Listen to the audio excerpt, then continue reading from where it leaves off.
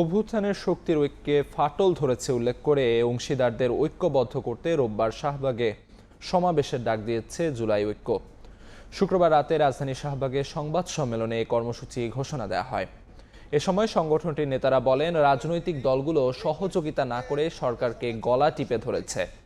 আইন উপদেষ্টার কথা মতো ৩০ কর্মদিবসের মধ্যে জুলাই ঘোষণাপত্র ঘোষণা না হলে যে কোনো পরিস্থিতির জন্য উপদেষ্টা পরিষদ দায়ী থাকবে বলে হুঁশিয়ারি দেন তারা। এছাড়া জুলাই অভ্যুত্থানের পক্ষে ঐক্য গড়ে তুলতে শনিবার থেকে ৩০ মে পর্যন্ত অনলাইন অফলাইনে ক্যাম্পেইন পরিচালনার ঘোষণা দিয়েছে জুলাই ঐক্য।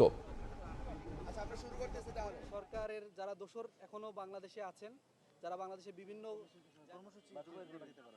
রাজনৈতিক দলগুলো সহযোগিতা না করে জুলাইয়ের সরকারকে গলা টিপে ধরেছে। আগামী 25শে মে রোববার বিকাল 3:30টায় জুলাইয়ের সমস্ত শক্তিকে ঐক্যবদ্ধ করে ভারতীয় ষড়যন্ত্র রুখে দিতে শাহবাগে আমরা প্রতিবাদ সমাবেশ করব।